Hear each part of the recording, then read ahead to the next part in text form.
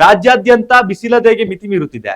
ಈ ಎಲ್ಲದರ ನಡುವೆ ಇಂದು ಬಿಸಿಲಿನ ಧಗೆಯನ್ನು ಇಳಿಸಲು ವರುಣನ ಆಗಮನವಾಗಲಿದೆ ಎಂದು ಹವಾಮಾನ ಇಲಾಖೆ ಮಾಹಿತಿಯನ್ನ ನೀಡಿದೆ.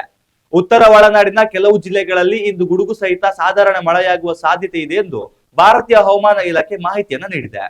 ಮಳೆಯ ಸಂದರ್ಭದಲ್ಲಿ ಗಾಳಿಯ ವೇಗ ಗಂಟೆಗೆ 30ರಿಂದ 40 ಕಿಲೋಮೀಟರ್ ಇರಲಿದೆ ಎಂದು ಹವಾಮಾನ ಇಲಾಖೆ ಮಾಹಿತಿಯನ್ನ ನೀಡಿದೆ.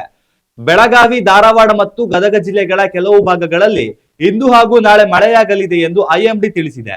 ಇನ್ನುಳಿದಂತೆ ದಕ್ಷಿಣ ಒಳನಾಡಿನ ಕೊಡಗು, ಮೈಸೂರು, ಚಾಮರಾಜನಗರ ಜಿಲ್ಲೆಗಳಲ್ಲಿ ತುಂತುರು ಮಳೆಯಾಗುವ ಸಾಧ್ಯತೆ ಇದೆ. ಮೊದಲೇ ಬಿಸಿಲ ಬೇಗೆಯಲ್ಲಿ ಬೇಯುತ್ತಿರುವ ಕರಾವಳಿಗರಿಗೆ ಐಎಂಡಿ ಬೇಸರದ ಸಂಗತಿಯನ್ನ ನೀಡಿದೆ.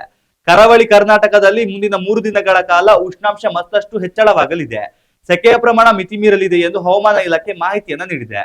ರಾಜ್ಯದ ಉತ್ತರ ಒಳನಾಡಿನ ಬಾಗಲಕೋಟೆ, ಕಲಬುರಗಿ, ಕೊಪ್ಪಳ ಹಾಗೂ ವಿಜಯಪುರ ಜಿಲ್ಲೆಗಳಲ್ಲಿ ತಾಪಮಾನವು 2ರಿಂದ 4 ಡಿಗ್ರಿ ಹೆಚ್ಚಲಿದ್ದು ಶಾಖದ ಅಲೆ ಕೂಡ ಇರಲಿದೆ ಎಂದು ಐಎಂಡಿ ಮಾಹಿತಿಯನ್ನ ನೀಡಿದೆ.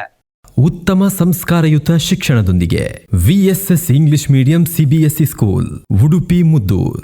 ನರ್ಸರಿಯಿಂದ 10ನೇ ತರಗತಿವರೆಗೆ ಶಿಕ್ಷಣದ ಜೊತೆಗೆ 5ರಿಂದ 10ನೇ ತರಗತಿವರೆಗಿನ ವಿದ್ಯಾರ್ಥಿನಿಯರಿಗೆ ಉತ್ತಮ ಹಾಸ್ಟೆಲ್ ಸೌಲಭ್ಯವೂ ಇದೆ.